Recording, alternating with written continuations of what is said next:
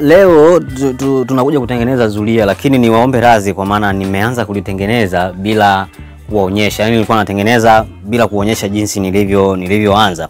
Na pia sijaonyesha namna ambavyo nimedesign, jinsi nilivyochora hapa sijaonyesha. Ila pia mtaniuia radhi kwa maana michoro iko mingi sana, lakini hii sio kwamba nitafanya yote, hapana.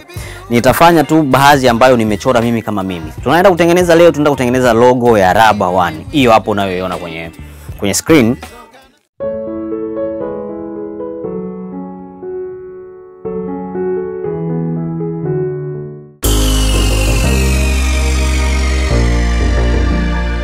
Kwa hiyo sasa tayari nimeshatengeneza herufi mbili. Moja hii hapa, na hii hapa ni R. Hapa sasa hapa ni B, na rangi nyingine ambazo zitakazoweka ambazo zipo kwenye logo ya Raba 1 ndio hizi hapa ambazo nitaenda kuzionyesha. Namna kuja kuchora hapa nitawaonyesha, nitaenda kufanya hivi, na video inayofuata nitaonyesha namna ya kudesign hii logo. Hii nani unatakiwa udesign iweje, kama ni maandishi yakae vipi, na kama ni nini unachotaka kufanya kikae vipi. So twende tukatengeneze hii B. Mashine yetu kama kawaida tutaanza kufanya kazi. Kwa hiyo mimi naanzia hapa B. Nimegeuza mashine kama unavyoona. Sawa? Nitawasha mashine yangu alafu nianze kutembea na hii B.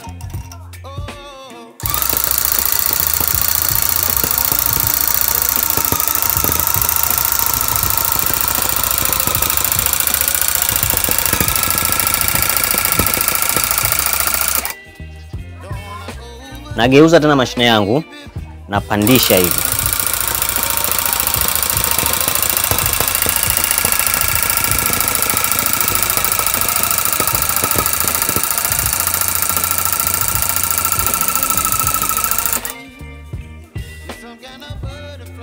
Sawa? Ambao ukiangalia tayari imechora ule mchoro wa kuonyesha kwamba hii hapa ni B. Lazima sasa niendelee kuichonga ili ionekane kabisa kwamba hii hapa ni B. Sawa? Nafanyeje? Naanzia tena hapa chini. Sawa? Naanzia hapa. Nafika hapo. Naweza nikatoa tena nikaja hapa juu.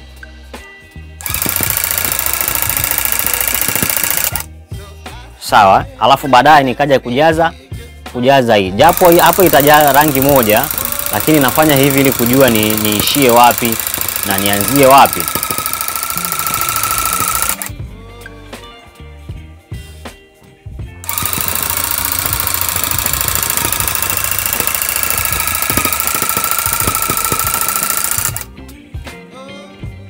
Yes, ukiangalia tayari B imekolea kabisa. Kwa sasa hapo nitakachokifanya ni kujaza sasa hii B, kuijaza.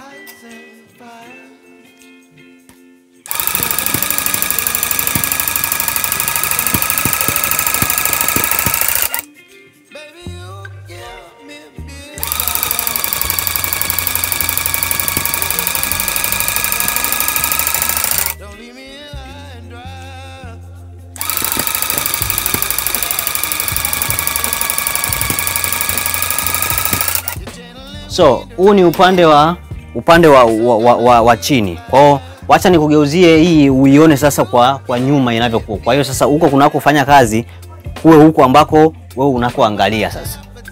So, nimekugeuzia ili uone sasa sindano inavyofanya kazi. Kwa hiyo mimi najificha huku, nianze kufanya kazi, wewe upate kuangalia jinsi inavyojaza kwa huko uliko wewe.